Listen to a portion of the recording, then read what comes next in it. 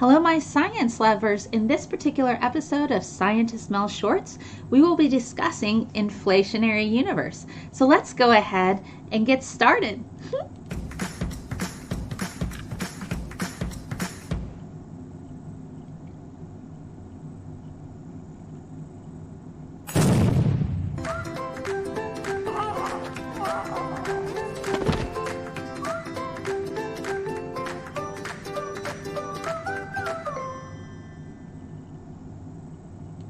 Alright, so if you're new to this particular channel and this particular format, this is my short series. It's the same content as my longer live streams, but they're for people who love science but are short on time. So today we're talking about Inflationary Universe.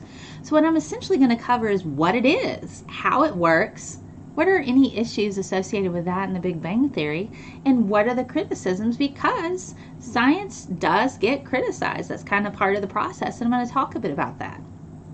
So the breakdown is Inflationary Universe was essentially developed by Alan Guth, Andre Lindy, Paul Steinhardt, and Andy Albrecht.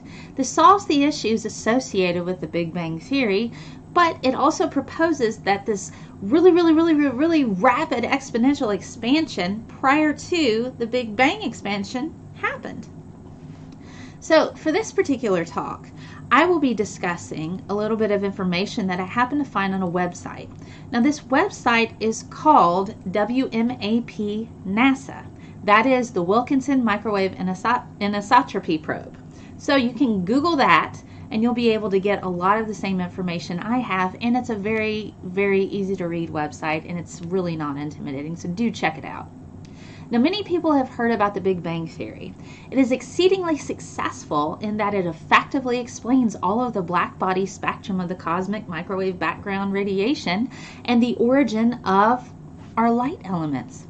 Now, if you're curious about the Big Bang, I have done a video just on that. You can find a link to it in the description. Something people need to remember is that theories explain why a thing that is observed happens. A theory is developed after extensive experimentation. Now, theories do shift with new information. Though the Big Bang Theory is very strong in evidence and successful in its explanation, it still has three significant problems. So what are these three significant problems, you might ask? Well, I'm going to tell you. Here we go. The first issue, there's a flatness problem. Geometry is observed of the universe to be pretty freaking flat.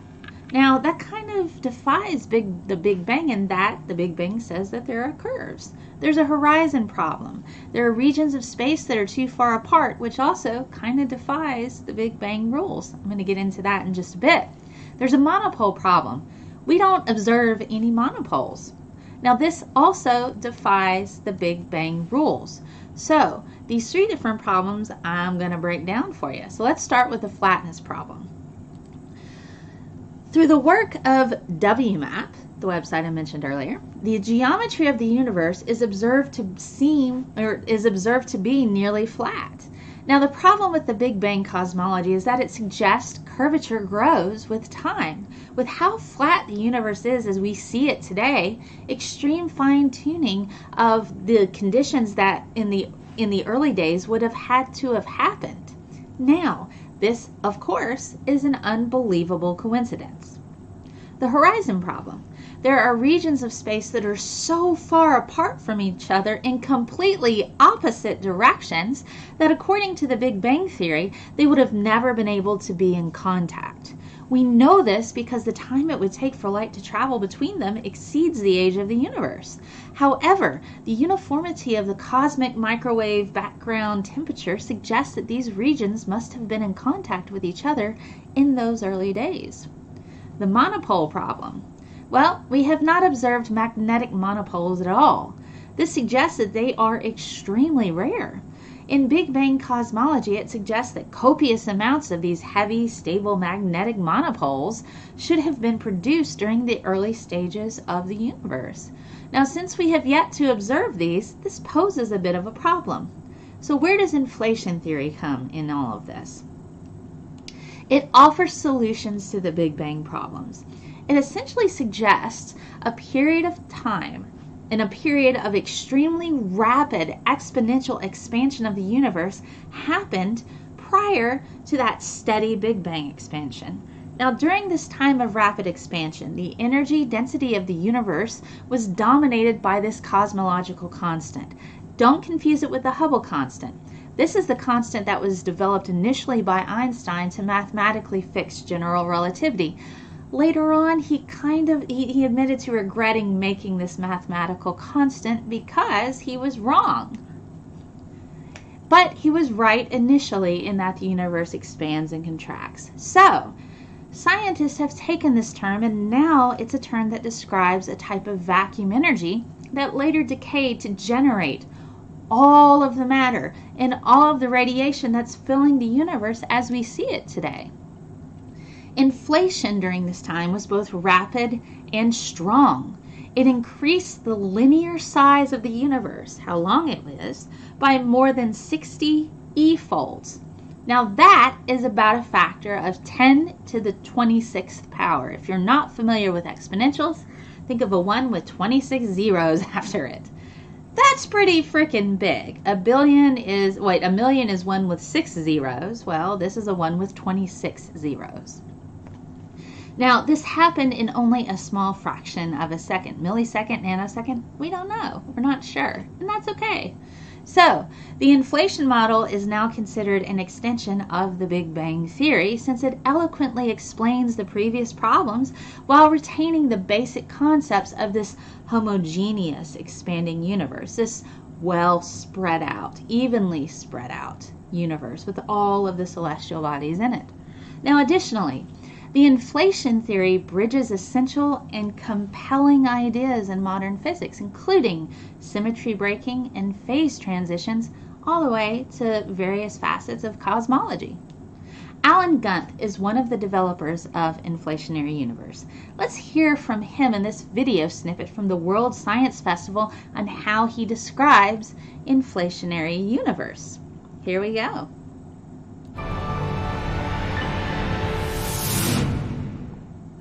Inflation is a prequel to the conventional Big Bang picture. It provides a story that precedes the expansion of the universe, the formation of galaxies, etc., etc. So the way in which inflation explains the Bang is in terms of a very surprising feature of physics, I think it's very surprising to most of us, which is the fact that gravity can actually sometimes act repulsively. Now, those of us who learned about gravity in high school and learned Newton's law of gravity probably think this sounds crazy, because Newton's law of gravity is purely an attractive law of gravity. But that got changed with the advent of Einstein's theory of gravity, which is the theory called general relativity. According to general relativity, gravity normally acts attractively, but there are circumstances under which it can act repulsively. And furthermore, modern particle physics very strongly indicates that at very high energies we expect there to exist the kind of states of matter that would produce the repulsive form of gravity that general relativity allows. And inflation is basically the proposal that the bang of the Big Bang, the driving force behind the expansion, was this repulsive gravity as allowed by general relativity. Once you decide that this mechanism of propulsion is very likely the way our universe was born, you can ask what kind of universe does it predict and does it agree with what we see. And in fact, it allows us to understand three very important properties of our universe. One is it allows us to understand the uniformity of our universe.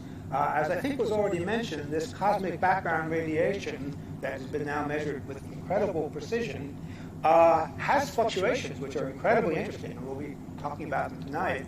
But these fluctuations are incredibly tiny. They're only at the level of 1 part in 100,000.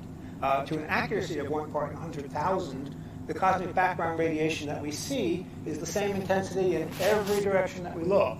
The universe is just unbelievably uniform on large scales. And that cannot be understood in the conventional Big Bang picture. But inflation explains it very naturally. You start with a very small universe which becomes uniform before inflation, and then inflation just takes over and magnifies this tiny uniform speck to become large enough to include everything that we observe. So the moment the inflationary period ended, we were together enough to have produced the uniformity that we see today. And that post-inflation period, everything kind of got disconnected and clumpy and all that. but the conditions for uniformity were already set in the inflation period. Absolutely. Right. That's the picture. Doing all right. Doing all right. All right, so that was Alan Guth at the World Science Festival discussing the inflationary model. So let's break this down just a teeny bit further. All right, so I'm pulling this, what I'm about to discuss here, from an interview on edge.org with Alan Guth, and he explains Inflationary Universe. So this is paraphrasing a bit of that. So what he says essentially is the basic idea behind this inflation is that there's this repulsive form of gravity that caused the universe to expand. Now, Einstein's general relativity, from its particular inception, predicted the possibility of repulsive gravity. Now, in the context of general relativity, you basically need a material that generates a negative pressure to create this repulsive gravity. Now, with general relativity in mind, it's not just a matter of densities or energy densities that create gravitational fields. You have to also consider pressure. A positive pressure creates this normal attractive gravitational field of the kind that we're used to seeing. You know, you drop a ball, there you go. Okay? So that's kind of what we're accustomed to. But a negative pressure would create a repulsive kind of gravity. It also turns out that with modern particle theories, materials with a negative pressure are easy to construct out of fields which exist according to these particular theories. So we can generate that. Now, by putting together these two ideas, the fact that particle physics gives us states with negative pressures, and that general relativity allows us and tells us that those states can generate gravitational repulsion, we reach the origin of the inflationary theory. Now again, I pulled that explanation from edge.org, an interview with Alan Guth where he's explaining it, and I've kind of paraphrased it a little bit. Now, let's look at a graphic where inflationary theory is explained. So I'm going to show you my big old monitor over here. Let me pull this up. All right, so take a look at this. Inflationary theory explains the origin of structure in the universe. Now, prior to inflation, the portion of the universe that we can observe today was microscopic. It was tiny, tiny, tiny, tiny, tiny. And quantum fluctuation in the density of matter on these microscopic scales, so way back over here, all right, expanded to these astronomical scales during inflation. So we got from small to here, and then this part is the Big Bang expansion. So let's not confuse that. So here's this rapid time of expansion from teeny, teeny, teeny microscopic to rapid expansion, and then the gradual expansion of the Big Bang. All right? So over the next several 100 million years, the higher density regions condensed. So these higher density regions condensed into stars, galaxies, clusters of galaxies. All of this happened over several 100 million years. So we go from microscopic to rapid inflation. And within this period of time, all of this uniformity was developed, the cosmic radiation and temperatures. And then we got this expansion from the Big Bang, where we had these various little higher density regions that ended up making our stars and our galaxies and all of the lovely things. So let's touch a little bit back again on these issues. So you remember the three issues associated with the Big Bang. Yes, the flatness problem. Yeah, we have issues with the flatness, horizon, and monopole. All right, just as a refresher. Now, going back to the really awesome WMAP sites, let's talk a bit about how it is that inflationary theory fixes these problems. All right, so with the flatness issue, let's say that you are living on the surface of a basketball, a two-dimensional world, it might be obvious to you that the surface was curved and that you were living in a closed universe. So, flat earthers, take notes. Let's listen to this. Follow with me. However, if that ball expanded to the size of the earth, so you go from a basketball and you have it expand to earth size, it would appear flat to you, even though it is still a sphere on larger scales. Okay? So it looks flat, but it's not. Now, to you, it would appear to be flat as far as you could see, even though it might have been very curved to start with. Now, inflation stretches any initial curvature of this three-dimensional universe to near flatness. So essentially what this is saying is that with the instruments that we have right now, we may only be able to see the flatness and not the actual curvatures. So that's kind of where inflationary theory kind of fixes that particular problem. The horizon problem, all right? Now, inflation, during that time of inflation, there was that burst in that super fast, rapid, exponential expansion of the universe. Okay, it follows that these distant regions started out a lot closer together prior to inflation. You remember those microscopic, come together points? Everything was closer together. And so they would have spread out even further once it got to the Big Bang expansion. So these regions could have very well been in contact prior to inflation, and then this could have kept that uniform temperature that we're expecting, that we see between the two. Even though they are really, really, really far apart now, they were once together prior to inflation. So it kind of fixes that problem as well. What about the monopole problem? Well, inflationary theory allows the possibility for these magnetic monopoles to exist as long as they were produced prior to the period of inflation. So at the very beginning, when everything was close together, so what happened with these monopoles? It had a certain amount. They were in a highly dense, connected together in a smaller microscopic point. So once inflation kicked in, that density dispersed and it spread out. And so the density dropped. It spread out so far. And once the Big Bang expansion happened, they could be so far from us that the density is so small of their amounts that it's undetectable to us. That's another possibility, and that's how inflation theory kind of fixes that problem as well.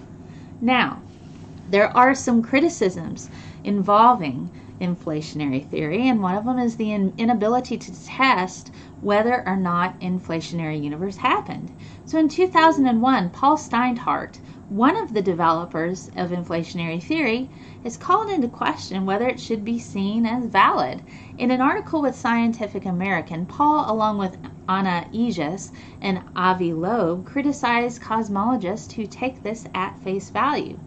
They say the cosmology community has not taken a cold, honest look at the Big Bang inflationary theory or paid significant attention to critics who question whether inflation happened. Rather, cosmologists appear to accept at face value the proponent's assertion that we must believe the inflationary theory because it offers the only simple explanation of the observed features of the universe. They further say, inflationary cosmology as we currently understand it cannot be evaluated using the scientific method. Now, this is a thing that I love about science. Scientists argue not because they are being mean. They can be sometimes. They're still people and they're not infallible, But usually it's because they constantly question everything. Now, to be fair to Gus, many theories have explained things to a mathematical T that were not empirically shown to be correct until instrumentation allowed us an eye to observe it. An example, cell theory. We had this idea not only in cell theory but in atomic theory that larger things are made up of smaller things. Atomic theory, early days in philosopher eras, they were thinking that cheese was made up of cheese atoms. Little cheese atoms put together make a big cheese, you know? All right. People were made of people atoms. You know, swords were made of sword atoms. Well, kind of idea, same thing with cell theory. We knew smaller things made larger things. We knew they were there because we can see it in larger. There was evidence that it existed in some form or fashion. Else, how would we just be giant things and there's small things and there's big things? Surely there's things that make these things up. Well, once we got instrumentation and very first microscope, we were able to see that cells exist. Even Einstein mathematically proved the existence of cells, and we still use his equations to this day for Brownian motion, including for the dynamic light scattering machine. But that's another talk, isn't it? So, what have we talked about today? We have talked about inflationary universe. What it is, how it works, what are issues, particularly the ones associated with the Big Bang, and any criticisms that are associated with it. The breakdown of it, well, developed by Guth, Lindy, Steinhardt, and Albrecht. This solves issues that are associated with the Big Bang Theory. Proposed rapid, exponential, super fast expansion right before the Big Bang expansion. So, I'm going to show you my sources really quick. And if you can't see these, fear not. You can go check them out on my website, ScientistMel.com. My slides are there for you to download and use for your own purposes. Just give me a nod at them, hey? All right. So, that, and where can you find me? You can find me all kinds of places. You can find me on ScientistMel.com. That's where all of my resources and my sources are. You can check it out, dive down a bit further. I actually have a shop there too as well. And currently, I have gear for Pride 2019, and all of the proceeds are donated to the Trevor Project. I don't keep any profit. I'm just trying to do good for the community, and there's all kinds of other charities that I donate to as well. If you like what I do, consider buying me a coffee every month. Patreon.com/ScientistMel. I'm on Periscope, YouTube, Facebook, and Twitch. Like, share, and subscribe. Hit that bell to know when I'm on, live streaming or when I've posted a brand new video. And so, I am going to leave you with the awesomeness, this really cool inflationary universe. So thank you for being here. And I hope you have a fantastic day, and I will see you next time on ScientistMel Short. So, I have my patron video, Cam Girl for Science. Woohoo! Have a fantastic day, guys. Bye!